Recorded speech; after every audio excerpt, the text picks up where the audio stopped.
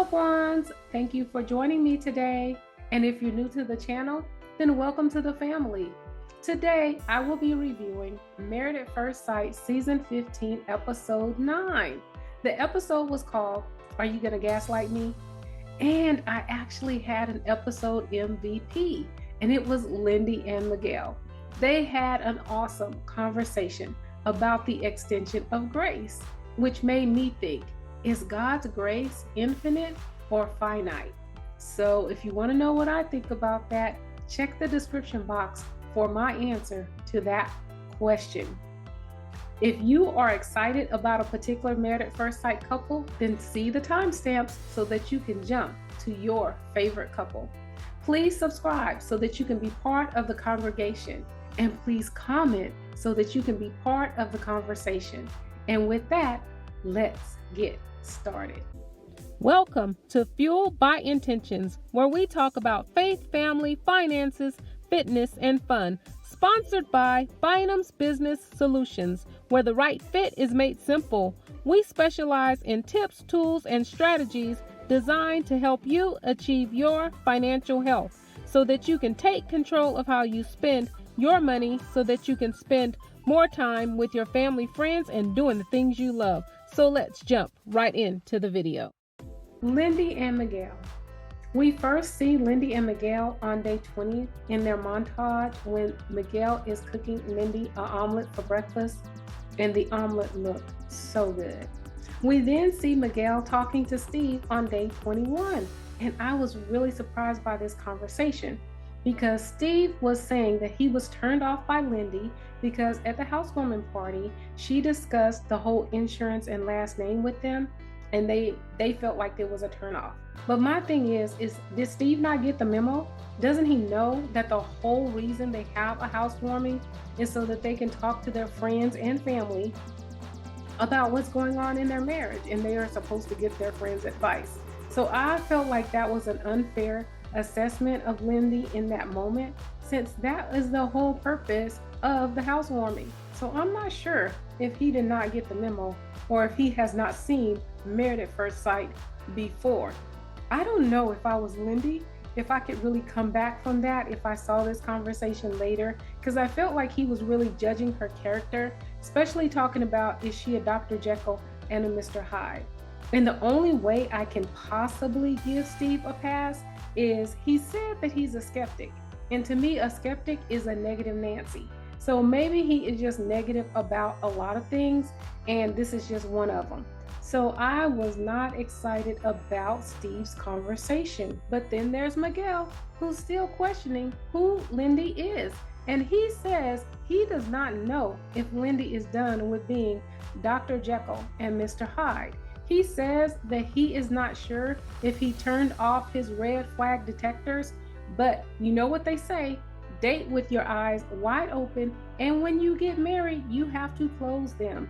I believe once married, the red flags have a higher threshold and calibration than in your dating relationship. When you're dating, you can just walk away on the small things, but when you're married, it needs to be something really big. So I don't know what to say about that in terms of Miguel's thoughts about Lindy. We then see Lindy and Miguel on day 23. And Miguel says that he is glad that Lindy is not working and she is home during the daytime. It appears that he is working from home. He also says Tweety Bird, Lindy's cat, has not warmed up to him, and both he and Tweety Bird are afraid of one another. They then get to the love conversation. And for both Lindy and Miguel, they say to fall in love, it takes time. And Lindy says about 8 months so that you can see all stages of a person. Lindy says seeing the worst part of someone and hating that part, but choosing to find love and connection and bringing it back to the good part. But Miguel says if he sees the worst part of someone, he thinks they're crazy, rude, or inconsiderate, and he bids them goodbye. He says someone, but then she turns it to herself and says, I am human and I need grace. Miguel points out that grace is finite. You can't expect someone to stick around with continual breakdowns and outbursts. He has been in relationships where he has been taken for granted and used because of how easygoing he is. He now puts his foot down and he is firm and vocal, and he does not want a toxic relationship. Lindy wants his support when she is emotionally distraught and does not want him to keep score. But Miguel says it depends on the severity of the issue. Lindy says if they keep score, they will crash and burn in the relationship. If in the moment they fix things, then it is done, and that should not be brought up again. She says that a relationship without grace and forgiveness is not going to last because everyone is human. Lindy says there is forgiveness for the same offense because there is a learning curve, but Miguel says no. Miguel says there is a fine line with patience and being taken advantage of. Lindy says she will work for her marriage if it's 90% and she feels like that's great. She's not going to go and ruin her marriage looking for 91%. And Miguel agrees with that. Miguel says that if his feelings were not involved in his marriage, then he would be counting down the days. I thought that was a great conversation. I can't believe that he would be counting down the days if he was not emotionally invested in Lindy, because I don't think, we've only seen the one outburst. I don't know if there's others, but it doesn't sound like it, because even when they talk later in the episode, he just mentions that one episode and he doesn't seem like it's a continual thing. So I'm not sure what I think about Miguel, if he is going to just split and run at the minor things. But I do agree with both of them.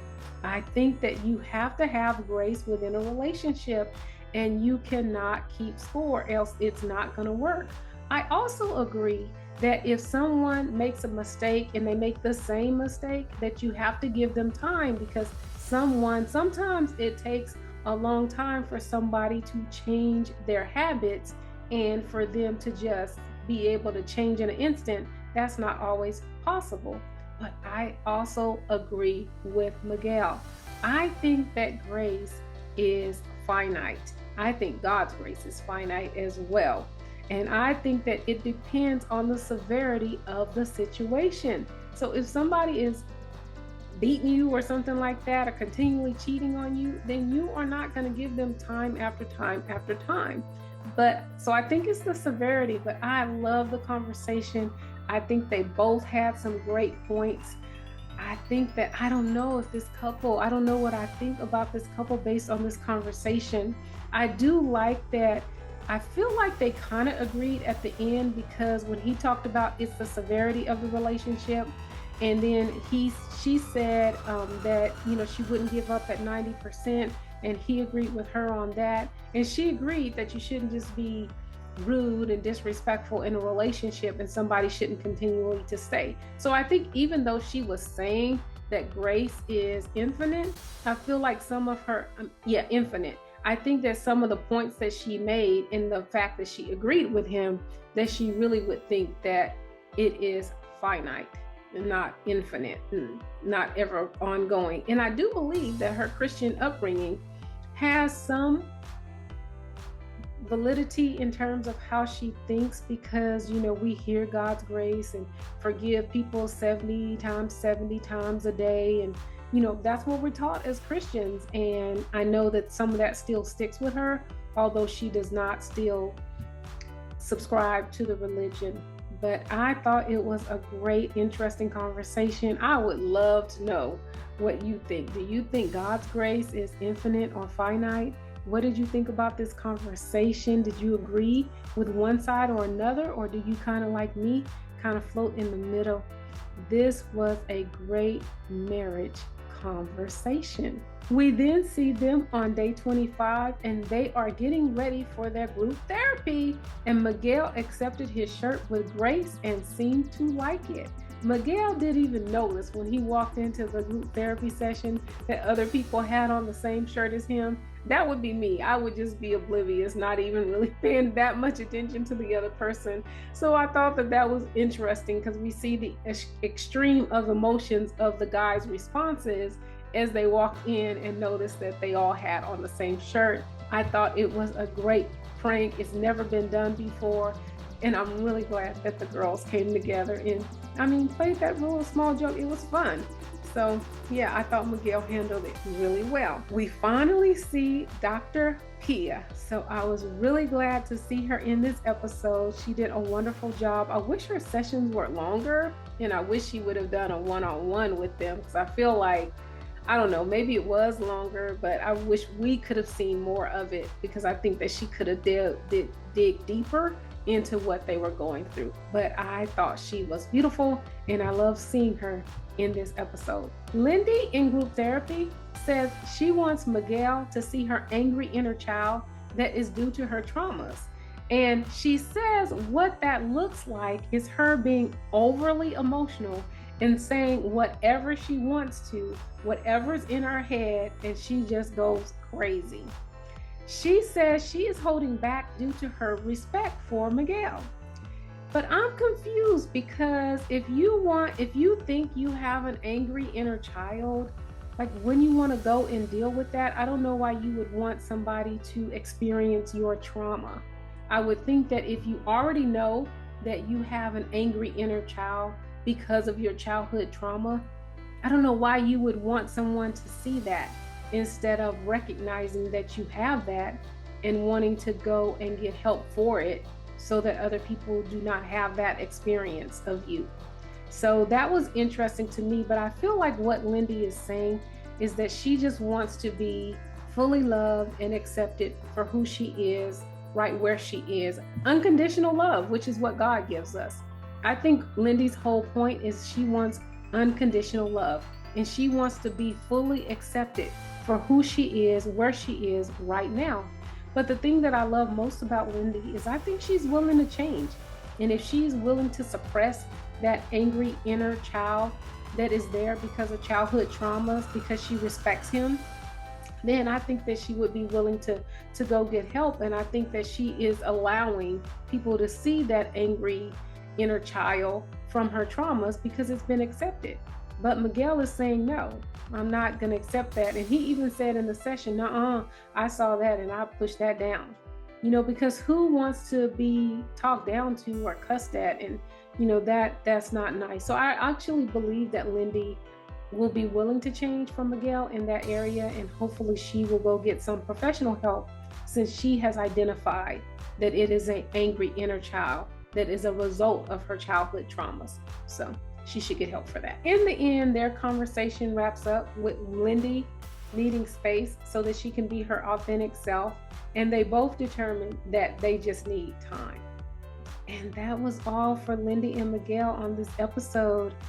So what do you think? What do you think about the angry inner child, Lindy? Do you think that somebody should experience that, or do you think she should go get help? And what do you think about the grace conversation? Do you think God's grace is infinite or finite?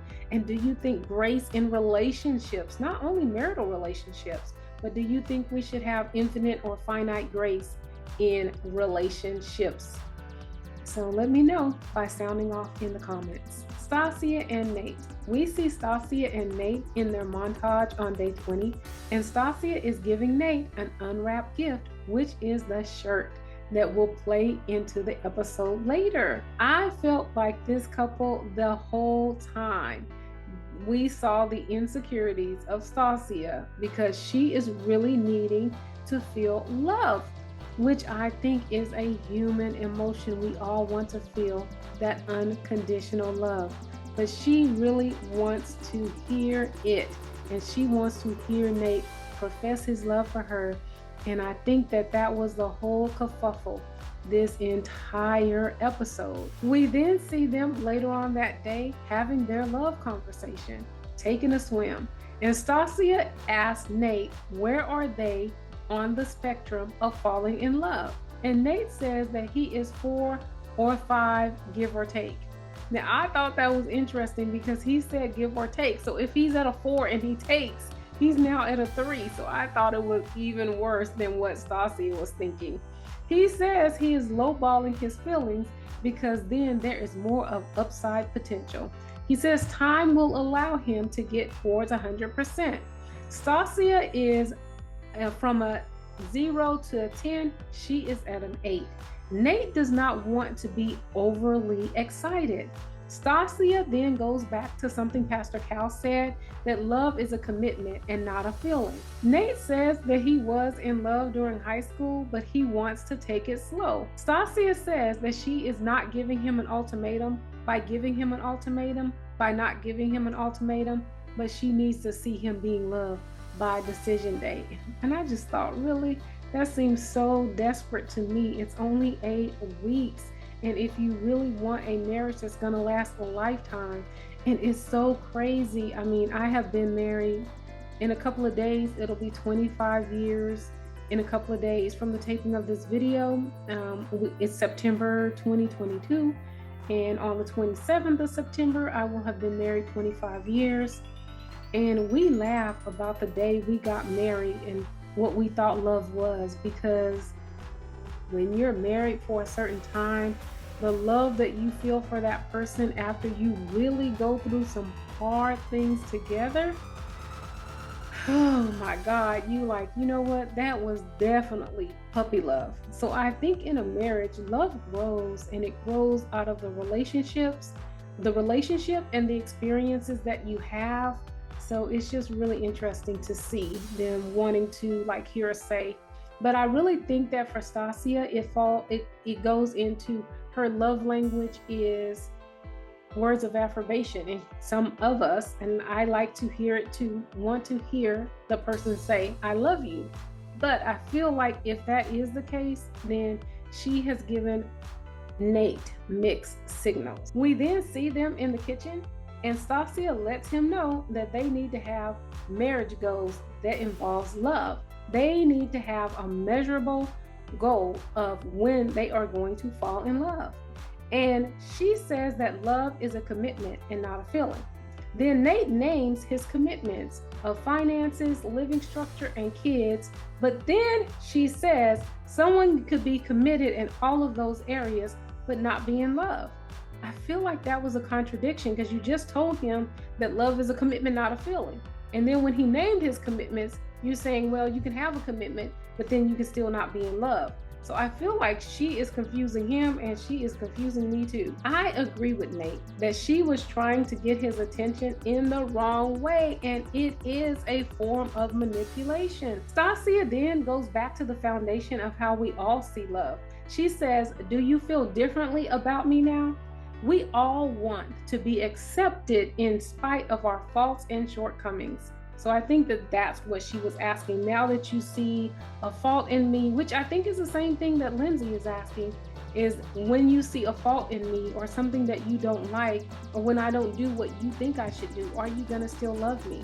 And I think that that is the foundation of all of who we are and how we do want to experience love from one another, whether it's in a relationship or family, whatever. We want to experience unconditional love, which is the love that God gives us. I feel like the true unconditional love is only the love, the agape love that God can give. So it's really interesting that we are all, as humans, fighting and wanting to be accepted by others through how they love us, in spite of who we are or what they see of us. So something to think about. I loved all of these conversations. We then see them on day 22, and they're at their cooking lesson. And Stacia says she promised herself that she would not run away from her husband, but she would run towards them when problems arise. So she is trying to do that in this cooking lesson. And I commend her from that, because sometimes when it gets uncomfortable, we definitely don't run towards, we run away from. So I was really proud of her in this moment. At dinner, Stacia reveals that her concern comes from Nate saying that he was in a 2-year relationship and he did not love the person, which I think that would be fearful for me too, because it's like, when do I get to relax? When do I get to relax? But you're not going to be able to relax in 8 weeks if he has been in a relationship for 2 years just because he says it. I'm sure he said it in that relationship too. So I don't know if that what she's looking for, if the words are really going to give her the comfort that she seeks. But Nate says that he had love for that person, but it was a toxic situation that resulted from an ultimatum. And I think he was talking directly to Stacia, because she's already given him that ultimatum that if he does not love her by decision day, then that's going to weigh in on her decision. And so I think that this is really a sticky situation. Stacia is afraid of him not being in love with her, but he says that she has nothing to worry about because he really likes her. Nate wants her to believe in him and then have 100% faith in him, but Stacia says she is still going to challenge him, and which in my opinion translates to push him to say what she wants him to say, which is not good at all.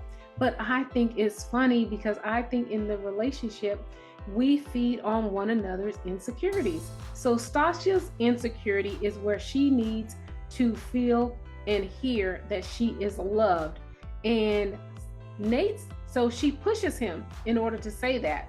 And Nate's insecurity is that he does not want to be triggered by ultimatums because he's experienced that in the past. And her pushing him to say, I love you, triggers his ultimatum of not wanting to be given ultimatums, insecurity.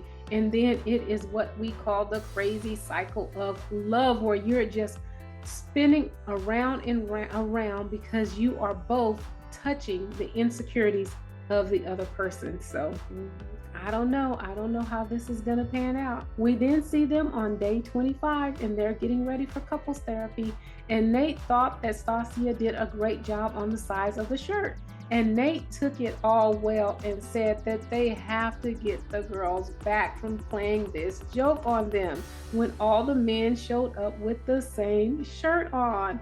And I loved Nate's attitude, and I cannot wait to see how the guys get the girls back, because like, what are you gonna do? Like, I think that was very inventive as to what they did. So I can't wait to see how they're going to get them back. And I hope they do. And I think that would be something really fun. And let's hope that Mitch participates. So, and then group therapy comes, and Dr. Pia, who we were glad to see, Dr. Pia, she was in the house in full effect. I really wish that her session would have been longer with each of the couples and possibly even a one-on-one. But I was very happy to see Dr. Pia on this episode.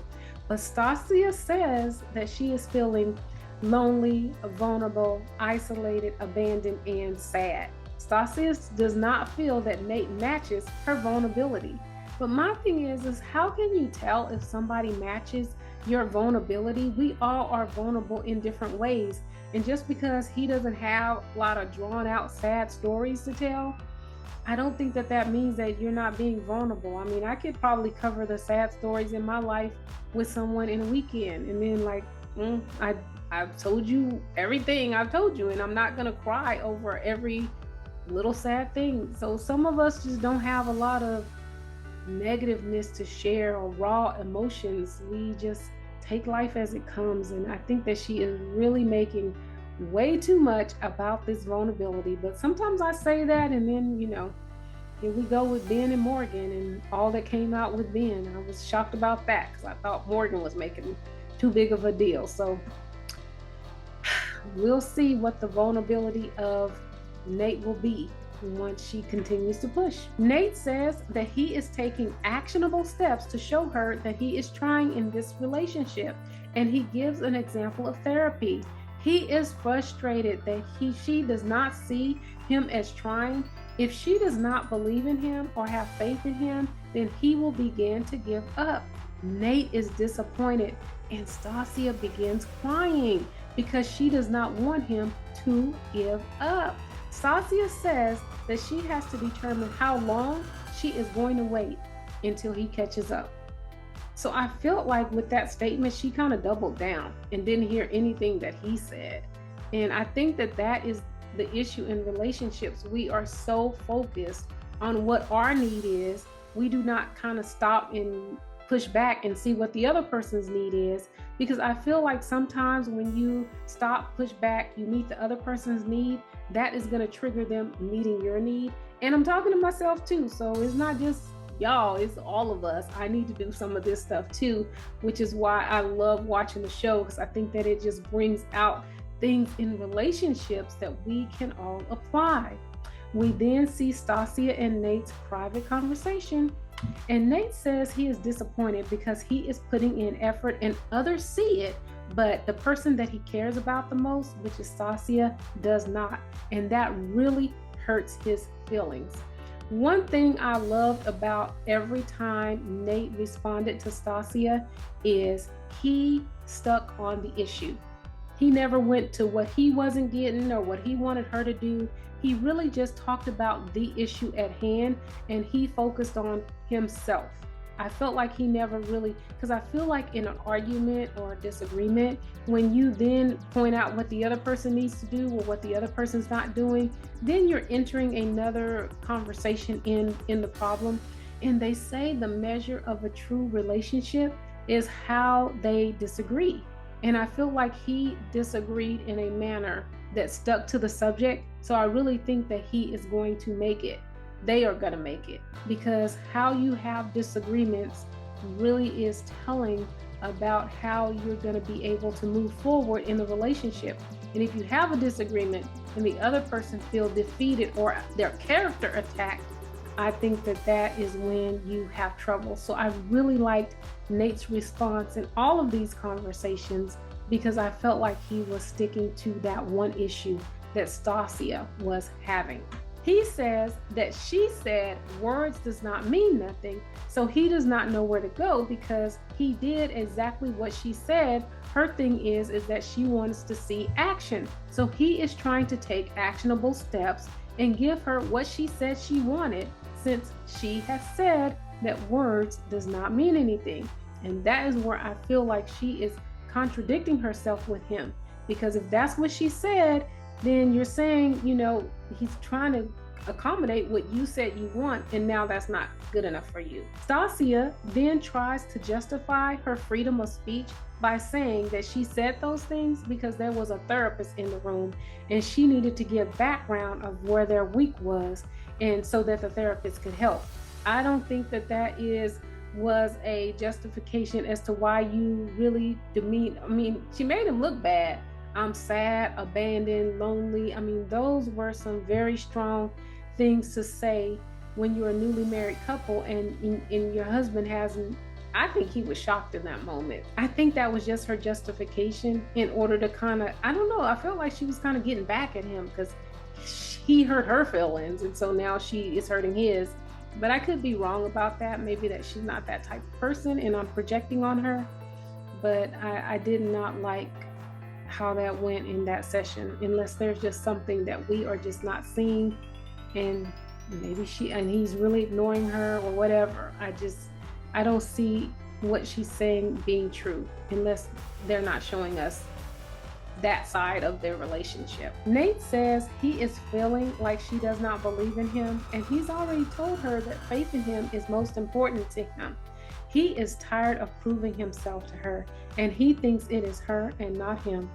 And the thing about proving himself is that's something that she said before the show began in her pre-taping, that she's going to make her husband prove himself to her, and she's going to give him a little bit at a time and feed him little until he proves himself in that area, and then she'll move on to the next. And I guess that is not faring really well with Nate. She says what he is promising is in the future, and she needs him to communicate and be vulnerable in the here and now. I can understand her asking for communication if he's not communicating, but I think vulnerability is very personal, and you really can't tell if the person is being vulnerable or not just because they're not sharing a lot of deep emotions or feelings. Maybe that's just not what they feel about that subject. He says she is not patient enough for him to grow and get deep with her. So it sounds like he's saying he needs to get more comfortable before he can go deep. And I don't know what deep means. And, maybe that's the vulnerability that she's talking about. I don't know. It's interesting. Stacia said in her cameo that Nate is getting upset for something that she does not see as a big deal, but she strong-armed him, trying to force him to say, "I love you." And when she did not get the reaction she wanted, she told a group of people she is having a terrible marriage and her husband is making her feel lonely, abandoned, and sad. Previously, she said she was a lot, and I think maybe this emotional side of her is what she was talking about. She said she always get what she wants, and I think she was trying to get it in this episode. She said she was going to make sure her mate proved himself, but I think she is taking it just too far in this episode. So that is all for Stacia and Nate. Oh my God, what do you think about Stacia and Nate? Stacia had a lot to say about this episode. She was featured in the after party. So if you haven't seen my after party recap, please go see that next. What do you think about this couple? Do you think that Stacia is going to yield to Nate's request? Do you think that they will get over this hump? What do you think about the communication? Do you think that Nate did a very good job of communicating and staying on the subject? Well, let me know what you think by sounding off in the comments. KRYSTIN and Mitch. We see KRYSTIN and Mitch in their montage on day 20, and they are walking Luna for the very first time as a married couple. Later that day, we see Mitch cooking for KRYSTIN, and he lets us know that he has a new position at his job and he is training his replacement. He then asks KRYSTIN, what is her life goals? And she says that she wants to focus on him for now. She wants to have babies soon, and then she wants to become a real estate entrepreneur, and she wants to flip homes because she has her real estate license. She says that creating homes for someone means something to her. Mitch says that environmentalism intersects with social justice, and he is concerned that only the rich can afford houses. He says that he needs to process it. There was a little more in this conversation, but to me, the thing that stood out is that he said he needed to process it. And I think that sometimes when he is just talking, saying what he feels in the moment, that is part of his processing the different things. I really think that they can come to one accord on this particular issue, and I do not believe that only the rich can afford homes. So, and I think that KRYSTIN, she stated her purpose. She said creating homes for someone means a lot to her. So she said what her intentions of it was. Later on that day, we see them have the love conversation. Mitch has loved, but not sure if he's been in love. KRYSTIN says she's been in love, and the last few times it has ended catastrophically. Mitch says that he is scared of a devastating ending because of what he has seen with his parents' divorce. Mitch wants to be in love and get the same in return and have a great family. Mitch says that they both have the kind of character behind what they want to do it right. Mitch can see them making it, and KRYSTIN says their marriage is close to what she saw as her ideal marriage. They both believe that marriage is better than being single. Mitch apologizes after KRYSTIN expresses that she needs his attentiveness when she is bearing her soul to him, talking about when he was cooking, she felt like he wasn't giving his all to her when she was talking about her real estate life goals. KRYSTIN says that she does not want to live a life of guilt, but a life that she's worked hard for. And Mitch says that he wants to live a life of moderation. KRYSTIN took a drink and shut that conversation down because she knew it was about to go left. I think they can strike a balance in this area, but I think it's going to take many conversations. My question is, renting versus buying, which is living in moderation? Because you have to pay for someone to live, whether you are renting or buying. So let me know what you think in the comment section. We then see KRYSTIN and Mitch on day 21 at karaoke, and this was one of my favorite parts. It looked like they were having so much fun. They let us know that KRYSTIN loves karaoke, and it was so cute because she wanted to sing a song that she sang in high school from the 90s, but she didn't want to tell us her age. But does she not know that every time she comes on camera, it says KRYSTIN, age 32? So I'm not sure if she's seen Married at First Sight. Well, we know she has, so maybe she forgot that every time she comes on screen, they remind us of how old she is. I think this is one of the reasons why their marriage may last, because they look like they were having so much fun together, and it looks like they are truly becoming friends. I agree with Mitch that it is really nice to see people having fun and letting their guard down. And I thought Mitch did a great job rapping. I thought it was really cute, fun, and I agree with KRYSTIN. He put 100% into that date, at least that part of the date. We then welcome them to the world of relationships, when that one thing or that one word makes the conversation go left. Mitch begins to talk about developers who buy property above market value and price out working families on the upsell. He says it's not illegal, but it's unethical. KRYSTIN's answer was that she is not trying to be a huge corporation, but is being compensated for the fruits of her labor. However, I don't think she really answered his question, because his question was big developers coming in, buying houses over their market price, I'm assuming that he was saying, and then they higher the price and sell them to people, working families. KRYSTIN then indicates that she is open to learning about environmentalism, coastal policy, and sustainability, and she hopes that he is interested in learning about her dreams as well. I wish the conversation would have stopped there, because I think that then that just could have ended it. They would have had a great night and they could have just moved on.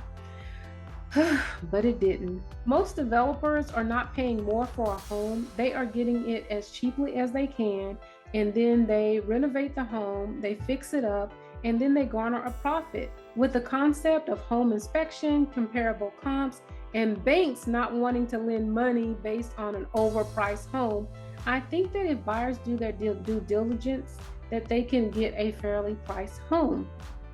I think that the last time the housing fiasco happened, I don't think it was because homes were more than the market allowed, but I think it was more so because banks were qualifying buyers for homes that they could not afford. But hey, you know what? I'm new to this real estate game, so if you know more about it than I do, or you want to educate me, please sound off in the comments. I think it's a lot on both ends. Consumers need to live within our means and not buy a home that is outside of their income budget. And I've seen many people buy homes outside of their income budget because they wanted to keep up with the Joneses, and in the housing crisis they couldn't keep it up, or they did the interest only, or either they did the variable interest rates and then the interest rates skyrocketed and they couldn't afford the home anymore. But I don't think it was because of the initial price of the home.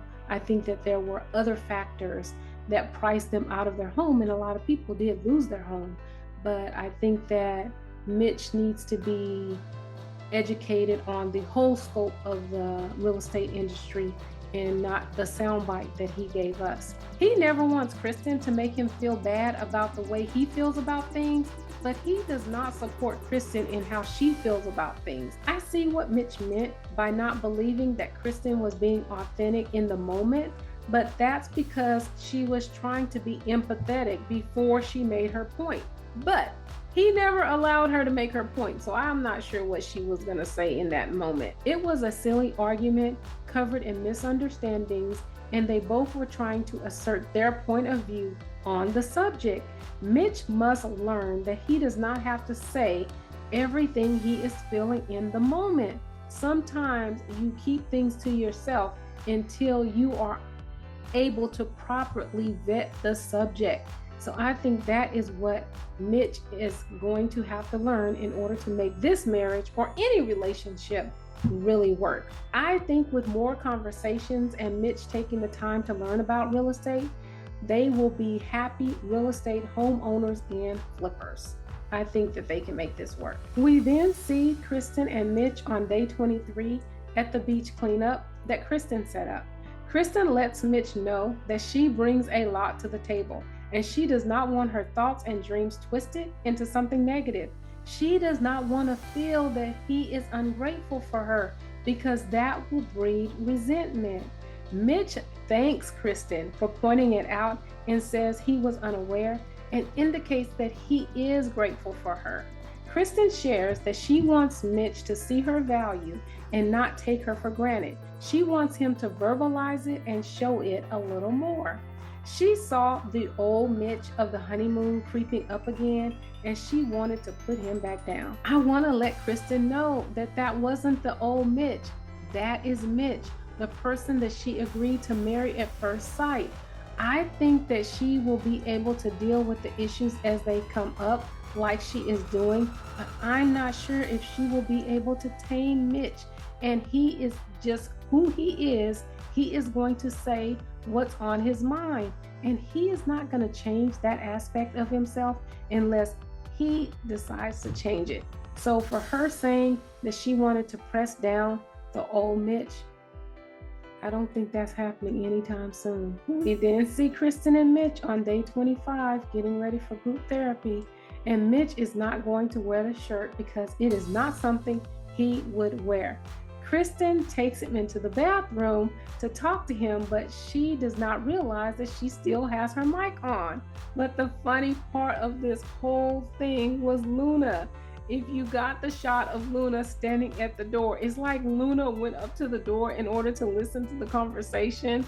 That was the shot of a lifetime. It was so cute.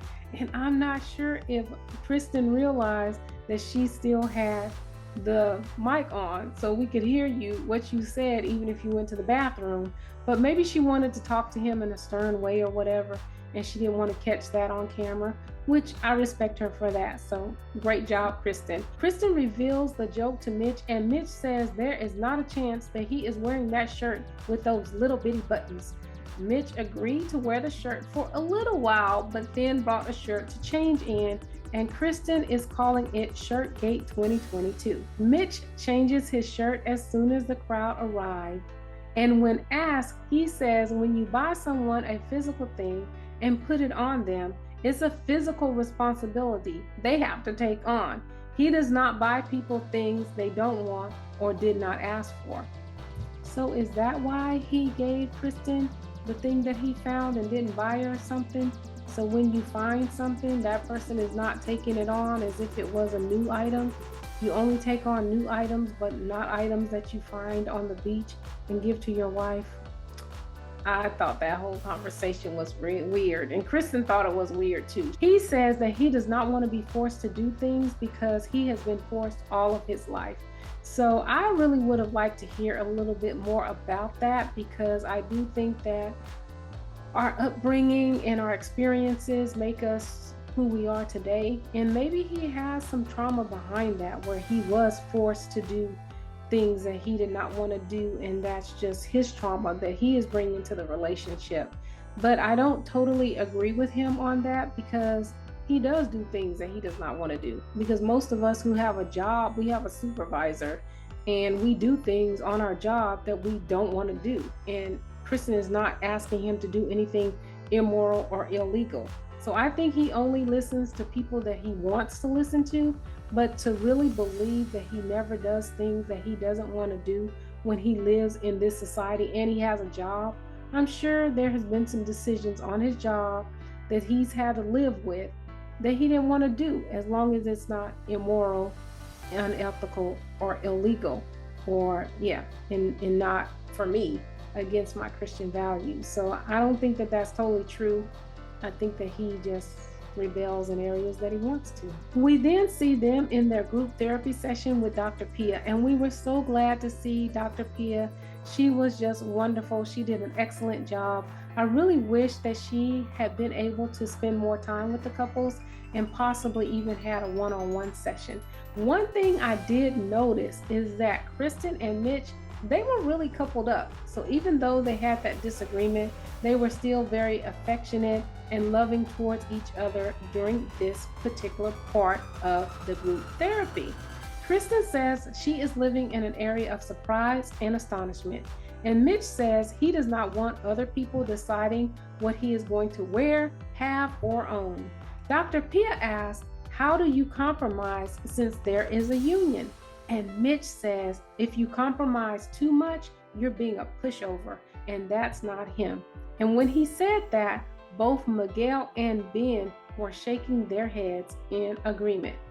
KRYSTIN feels that she is losing herself in the relationship and getting lost trying to please Mitch and be a version of herself that Mitch would like. And Dr. Pia says that they need to determine what balance is going to take place. And I think that that is the most important thing for KRYSTIN and Mitch, if they can come to a balance where KRYSTIN can show more so of herself and Mitch can pull back, and him not feel like somebody is putting on something, that he's putting on some other person's thoughts or characters or lifestyles because he listens to someone else's opinions, values, or goals. I think it's all about striking a balance for Mitch and KRYSTIN. So what do you think? Do you think Mitch and KRYSTIN can strike a balance? Do you think that this couple will make it? What did you think about them coupled up, even though that they had that crazy disagreement? And what did you think about Miss Luna listening at the door? Maybe she listens to their conversations often, but that was too cute. So let me know what you think about Mitch and KRYSTIN in the comments. Alexis and Justin. We see Alexis and Justin on day 20, and they are doing facials together. And Alexis lets us know that the facial includes a face mask, a lip mask, a smile lines, and a final mask. That is a lot. I mean, that is more than I even experience, I think, when I go to get a facial. So maybe she needs to come out with her own line of products, because I would love to know what is a smile line, or how do you do a smile line mask? I've never heard of that. Later on that day, we see Justin and Alexis having their love conversation. Justin thought he was in love at age 20 with his first girlfriend who he lost his virginity to, but he really wasn't. But he's been engaged before, so does he not see that as someone he was in love with? When she called off the wedding and it was only a very short period before they got married, I'm really surprised that he did not mention that relationship as someone he was in love with. Justin says that the person dogged him out because he was a yes man and he did everything she wanted him to do. He thought that pleasing people was the way to go and to gain their love. He says growing up, receiving love was one-sided from his dad because he was in and out of his life. Justin believes that you can fall out of love, but Alexis does not believe that. When asked, Alexis refuses to tell Justin how much she loves him in that moment because she says she is uncomfortable. She needs consistency and trust. She felt alone in the candy store. She wants the security of the honeymoon back when she knew that Justin was behind her no matter what. Justin is aware that he needs to gain back the security of Alexis and believes it will strengthen their relationship in the end. I think this is the difference between Lindy and Justin. I think Justin wants to feel love in spite of him making a mistake with Newton, but I think that Lindy wants to feel love regardless of her bad and disrespectful behavior. So I think those are a major difference between those two individuals' perspectives. We then see Justin and Alexis on day 24 of their marriage at a picnic on the beach that Justin set up. Justin says that he would continue their relationship even if they were not married in spite of the differences that they are having. But Alexis says that if she was not married, then she would not stick around based on their history. Alexis says that the Newton situation really got to her, and she believes what she sees of a person. She says she is putting in more effort because she is married, and she may be seeing things different that she's not seen before, because in other relationships, she would be a track star and she would have ran. We then see them on day 25 getting ready for their group therapy, and Justin gladly accepts the shirt and was excited to wear it. During the group therapy session, Dr. Pia came, and we loved Dr. Pia. We thought she was wonderful. I wish that she would have had one-on-ones with the couple, or we would have gotten to see a little more of that therapy session And I think that the parts that we saw really did focus on Justin and Alexis. So Dr. Pia asked, what has it felt like when you have been hurt? And Justin feels betrayed, but knows how to protect himself because he has developed tough skin from previous hurts. He says he is not bringing past traumas in the relationship, but he will not let anyone else hurt him, but he will remain vulnerable. Dr. Pia says that what he just described is a trauma response, but we can barely hear what Dr. Pia was getting ready to tell him because Alexis is being her own therapist and talking under her breath. That was so irritating. I'm like, we want to hear what she's saying. We want to hear what he's saying. And just let her do her work. You don't have to be an undercover therapist. I think that she really did make the session go left, in my opinion, for them. He says he does not stop him from being vulnerable, but Alexis disagrees, and Justin says that's because she does not know him. But I say it's because she does not like him.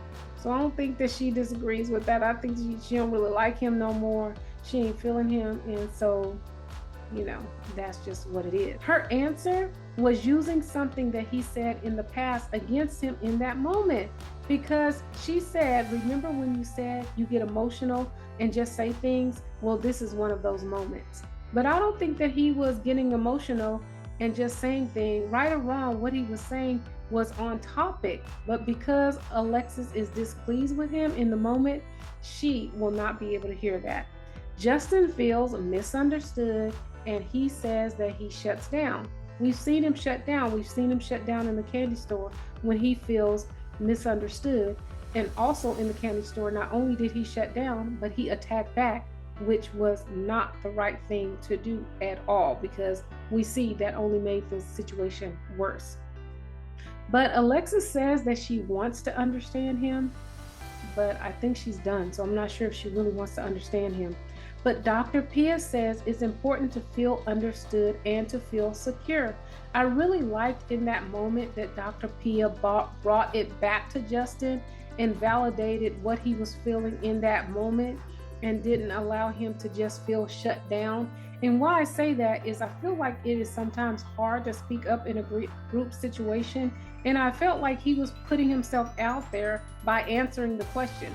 Now, I don't know for sure, since they were the first couple, if she then pointed to Justin and they just didn't film that. But from what it looked like, she asked an open question and he was the first one to answer it. But, editing, I may be wrong on that one. Dr. Pia said that they need to continue to talk until they get an understanding, because if they don't, the subject will continue to resurface over and over again. And what they can do is take a break and then come back and revisit the subject later. And they both agree that they can do that.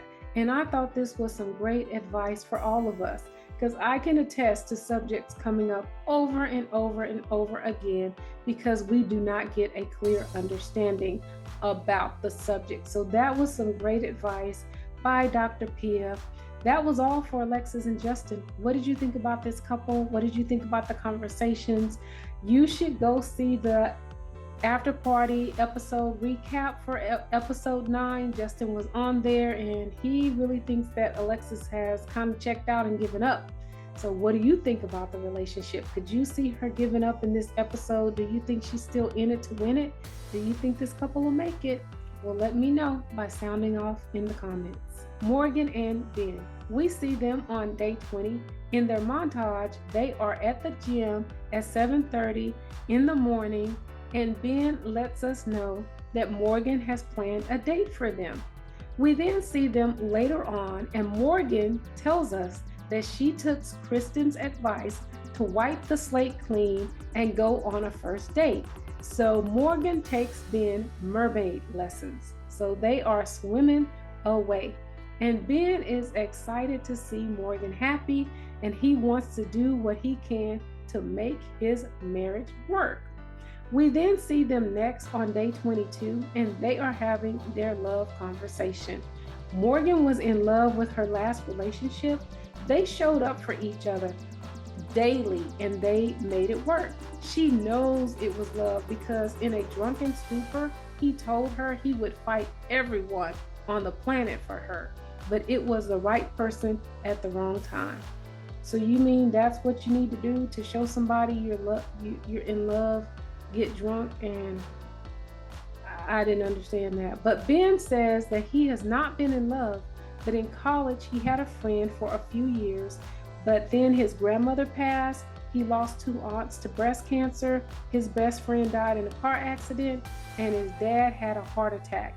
And from all of that trauma, they just grew apart, and life pressures kind of got to him, and they just went their separate ways. But he thinks that that is the one that got away. He believes that his communication with Morgan on the honeymoon was a result of his own insecurities and not feeling like he is enough due to the high expectations in his Asian home. He says that you are loved for what you can achieve and not as a person. I was so sad for that. I do believe that that is sometimes, I think that they do love them, but I think they emphasize more of what they can achieve than being able to say they love them. So I do think they do love their children, but they're trying to help them make their life better. The parents are trying to make the kids' life better than their life, and I think it just gets all mixed up in the minutia. But I don't know. I didn't experience that, so maybe I'm trying to make an excuse. Let me know what you think. Ben says that to this day, he feels like he is not enough, and he says that hurt people hurt people, and that is so true. He realizes that he has daddy issues and that his dad was not loving towards him, but he does not blame his dad. His dad came at the age of 18 with very little, and again, he apologized to Morgan for their interaction at the honeymoon. He realizes that he is enough and she is enough. And I thought that that was such a deep conversation. I thought that was such a deep revelation.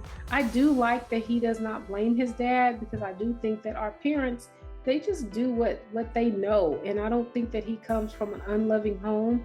And his dad probably was really hard on him because he came here so that they can make their life better. So I like his attitude about his dad, even though he is just trying to search in how to interpret that as an adult. So I thought this was a very deep conversation for Ben and Morgan. I do like that Morgan was really supportive and thanked him for sharing and said that she would support him in this journey that he will be on to discover himself and love for himself. So I thought that was deep. That was a deep conversation. And I'm surprised that he had that type of revelation, because I didn't think the situation would go that deep. We then see Morgan and Ben on day 24 when they are having a Korean barbecue picnic in the living room. Morgan is not feeling filmy. She seemed very surprised and was like, I'm tired. I had the worst day ever at work, and now you want me to have some deep conversation? She has already told him. She's like, don't you remember on the honeymoon? I told you I come home to relax and I can't really think of anything else during the week. But she looked like she had it. But she tried to engage. She seemed like she tried to bounce back pretty quickly. So I was really proud of her, because she looked like she was tired. And she verbally said that she had the worst day ever. But then he splurged, if you notice, and he bought all prime meats. So for Ben and Cheap Ben, that was a splurge. The alarm goes off during dinner, and they don't know if they disturb the neighbors, but Morgan springs into action. She opens up all the windows and stuff like that. And I felt like that's when she was like, okay, I'm going to get into this. I'm going to do it. I'm going to, kind of changed her demeanor to me in that moment. Ben says that the root cause of him being a people pleaser was due to racism he encountered as a child, being the only Asian person in his school. He combated it through kindness. And Morgan says that she was the same way as him, but she healed after cutting her dad off by not being enough regardless of what she did. So that was very interesting. I think a lot of us go through the people-pleasing process and there is some big incident to let us know we can't please all the people. We then see them on day 25, and they are gearing up for group therapy, and Ben thought that the fit of his shirt was great. We then see them in group therapy, and Dr. Pia did a wonderful job. I was so glad she was there. I wish she would have had more individual time with each couple. Morgan says that they started in the red, humiliated, disrespectful, and the nasty things, but they're getting back into the yellow, opening up and having fun, and they are on an incline. To strengthen the relationship, Morgan says she needs Ben to give her reminders through the day and words of affirmation that makes her feel like a woman, like you look very nice and you're beautiful, because he kind of uses slang terms. So he thanks her for letting him know that and says that he will try to give her words of affirmation during the day. And then we get this weird scene where Ben is in their home, and it looks like, it's at the end of the night, and he's asking her what they're going to do on Thursday. And I'm assuming Thursday is their anniversary, 1 month anniversary day. And she says, we'll figure it out when we get to it. And then we get this cameo of her on the balcony. And she says that Alexis has told her that Ben has continued to talk about her to Justin. And she is not happy, and she is going to see what's going to happen in this conversation later. So it's very interesting. I wish I knew what day it was, because we then see on the Thursday, it looks like, they have this little disagreement. But if this is Saturday or other, like you're going to let this fester and then you're going to let it come out on Thursday. But not sure if that has something to do with filming too. But it was really nice to see Ben and Morgan on the incline on this episode. And I really hate that it's going to go downhill the very next episode. I'm finally looking up for them, and I think they can be a great couple. And I really like the things that she has brought out, the deep thought that she has brought out of Ben. But what do you think about this couple? Do you think they'll make it, or do you think it is over for them? I do not know at all. I don't even know where to go with this couple, but let me know what you think by sounding out in the comments below. Well, that puts this episode in the books. Please like, comment, and subscribe. And remember, live with intention. Be intentional.